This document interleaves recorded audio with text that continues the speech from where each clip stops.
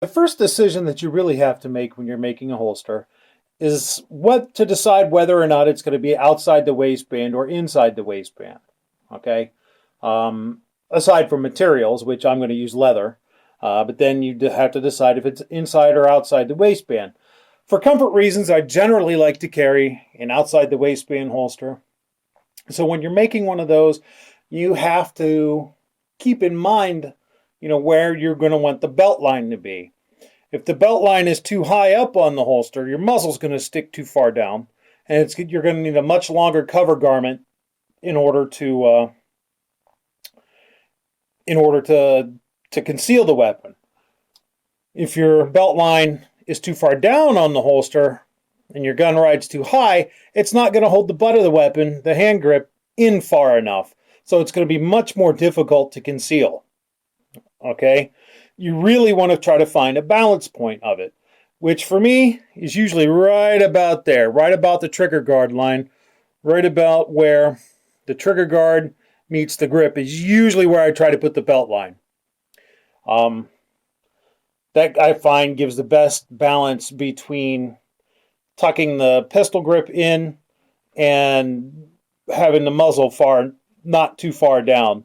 So the first thing I do is I'll use my poster board or maybe a manila folder or some other thick, heavy paper, and I will trace the outline of the weapon on it. Just a note, those of you who are going to freak out because, oh my god, he put something in the trigger guard when he traced the trigger out. Understand that I checked the weapon. You saw me do it. I know there's nothing in it. I made sure there's nothing in it. It's not loaded in any fashion. So it was okay in that instance to put something inside there so that I could trace this out. It's necessary for me to know where the trigger is because I'm going to have to know where I want to put my belt line, which typically, as I said, it's going to be right about there. It's going to depend on what kind of cant I want. Now, the cant, for those of you who aren't aware, is how much the weapon leans one way or the other. You imagine this is the belt. This would be a neutral cant or straight up and down cant.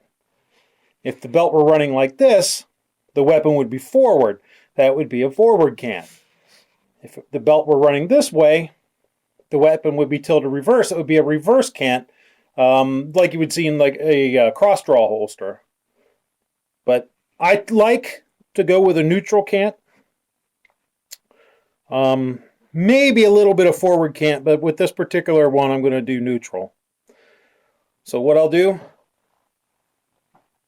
is I'll figure out just where I want my belt line to be,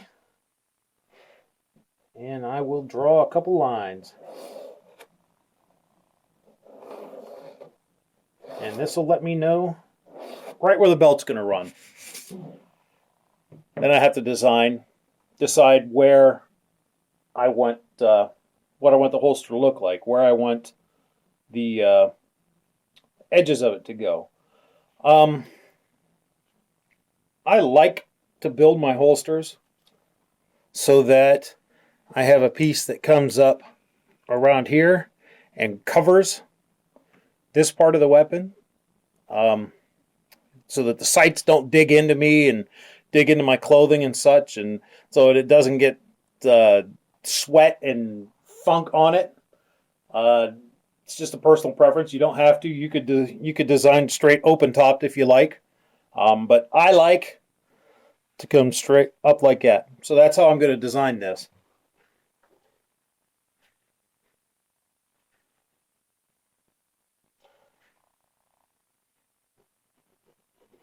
I like to go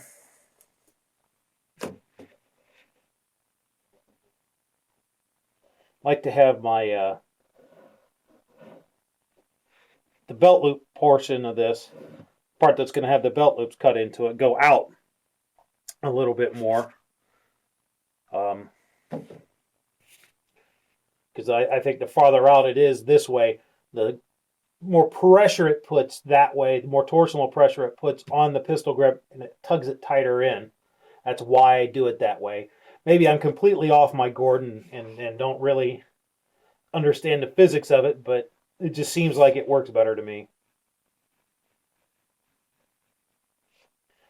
Another reason, you'll notice that where I'm drawing this line, because this is going to be the back portion of it, the portion that's against me, between me and the weapon, I'm going to make sure I cover the magazine catch area because I want that to be protected. I don't want this to be able to be pushed accidentally by my body. So the magazine catch area is going to be covered by leather.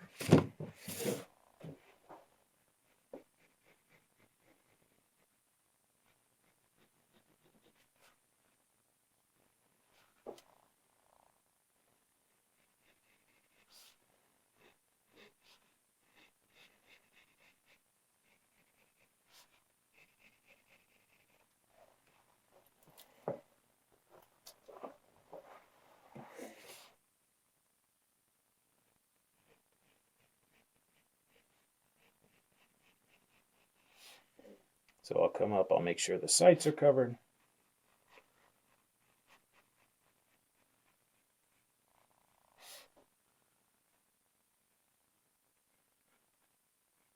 Maybe I'll bring that up just a little bit more. I just kind of play with it until I get the lines that I want on it. I get the shape I want, something I like, something that I find aesthetically pleasing. Because, hey, you know, I'm going to be wearing this thing, right?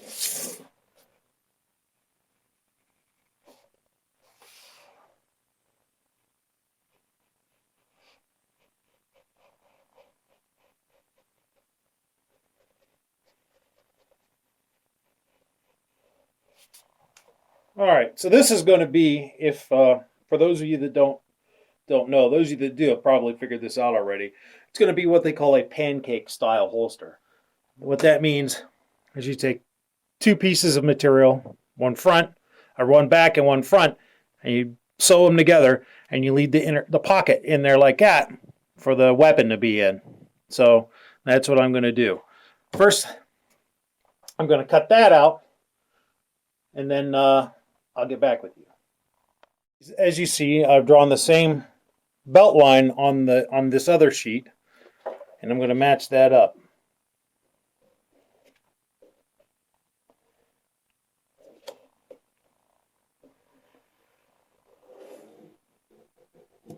I'm going to trace around this.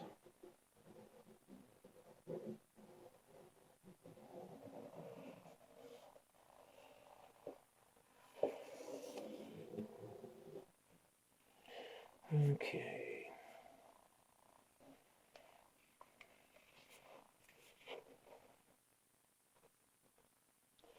Put the weapon in the same spot, as close as I can manage.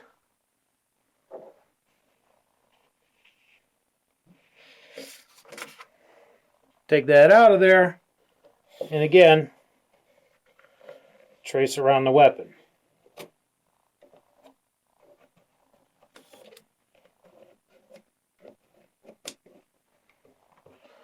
Now what I have to do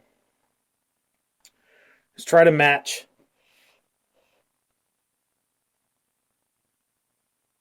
I have to think about where I want the front piece to ride on the weapon. Critical importance is to cover that trigger guard without any doubt. If you don't cover that trigger guard, you're kind of hosed. Another thing that you want to think about is being able to get a full firing grip on the weapon, which I don't think I'm going to be able to with the way I have it running. If I follow this exact same line here, I may have some problems. I might have to scoop this in just a little bit here so that I can get a good, better firing grip as soon as I get my hand on the weapon. Bring this in just a little. I think that'll do a lot better. That's what I'll do. So now, usually I'll come up just about this far. I don't really like to go any further. I don't want to cover the sights. but I come up a little bit far on the weapon. And I'll just bring this line, try to make this line flow as naturally as I can.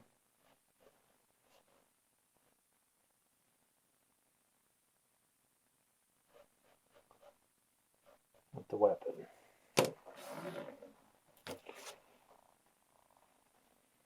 And then I'll cut that shape out, and that'll be my front.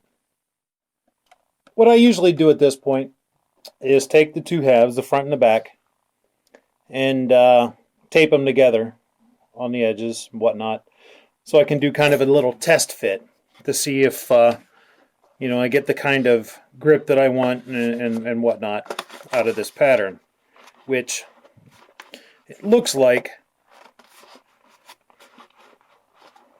I should be able to get what I'm looking for out of it. Yeah, there we go. Especially because they'll snug up there a little bit better. Looks like I'll be able to get what I want. Have that sight covered.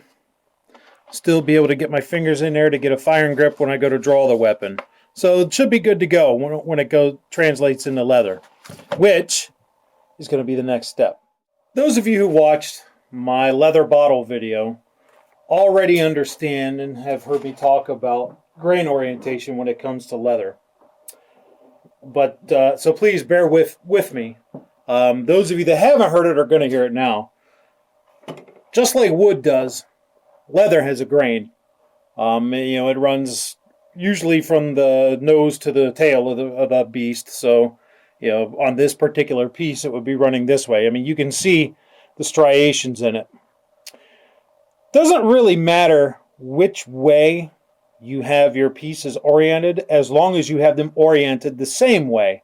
Because when you put the weapon, or if you have a blue gun, a model of it, or an airsoft version, or whatever you're going to use to mold the holster around, when you put that in the holster, it's going to stretch the leather, and you want it to stretch equally on both sides, the front and back, as close to it as you can get. You want it to do evenly, otherwise your stuff's going to be misshapen and just awful.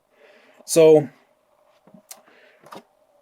don't put one piece oriented that way and the other piece oriented that way, because you're going to have the grains running in two different directions.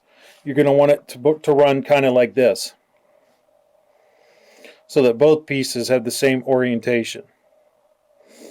If you notice, on the back piece, even though I designed it like this, which you can't really see because it's until I put the shadow, my hand there to make a shadow, because it's the overhead lights kind of washing that out. Even though you see the pencil marks on this side, that's how I oriented it when I designed it. Since I'm going to want the smooth side to be out facing my clothing, you have to turn it backwards to make it like that. And then the front side, which you can see that's the front, you can have facing normally when you trace it. I want to say a word about cutting.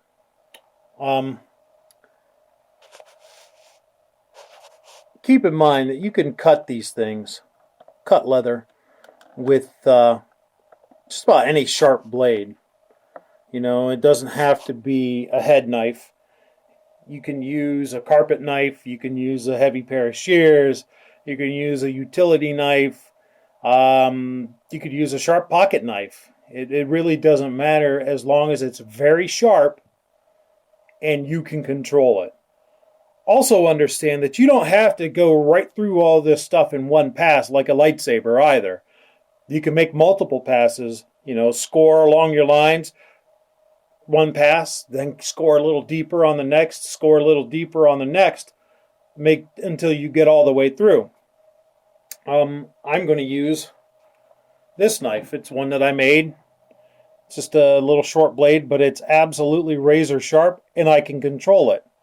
And even with this, I'm going to go one pass, then another pass, then another pass. Unless I cut through on it first, which I doubt. But whenever you're cutting, make sure that you have something expendable underneath. Like I have this piece of plywood. It's because when you do cut through the leather, you're going to cut for your table too. So I'm going to cut one of these out for you, show you what I mean, and then off camera cut off the other half, and then we'll go from there. Just take it easy. Find a spot, and just very carefully cut along your line. Doesn't have to be perfect, but if you're going to make a mistake, try to make a mistake towards the outside of the line, because it's a lot easier to trim or sand a little bit off than it is to add anything back onto it.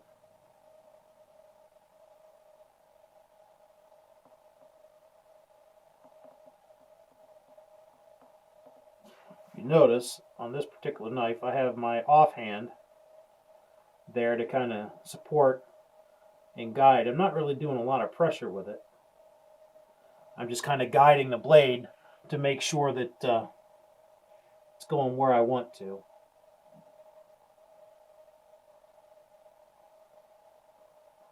The control is really being done by my right hand that's holding the handle.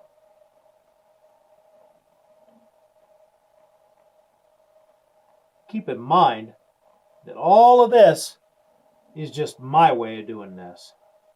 It isn't the way of doing this. Probably not the best way of doing this. I'm sure that there are guys that make holsters for a living or do other leather work for a living who are watching this going, oh my God, what an amateur. And that's okay, because that's what I am. I am an amateur. I'm not a professional at this. I'm not a master at this. I'm just a guy that's, through my various hobbies, shooting and reenactment and stuff, has learned how to do a little bit of leather work. And that's it. I'm not by any means a guru. However, I do know that when I was first starting out, I wished I could have found specific tutorials real easy on how to do what I was looking to do. So I figure, oh, somebody could maybe benefit from this. And if so, that's awesome. That's what I want. Yeah, if you don't have any benefit from this, well, hope I entertain you at least. So you see, I've completed my first pass, scored around. It's through in some spots. So what I'll do is I'll do a second pass to try to get all the way through this. Now it's going to be easier the second time around because I'm not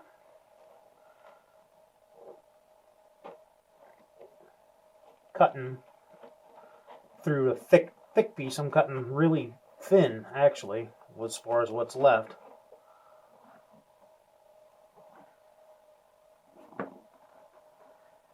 Basically just scoring through it the final way, because I can feel it dragging in the wood. You can tell whenever you get through, because you can feel your tip drag getting caught in the grain of the wood.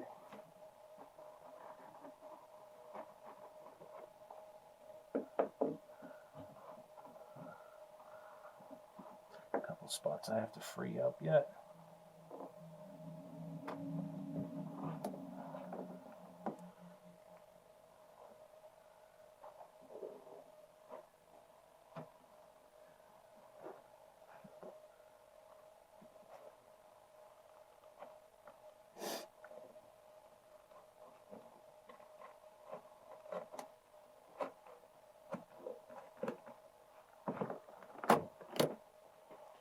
And there we have the front part all cut out. So I'm going to go ahead and do that to the back.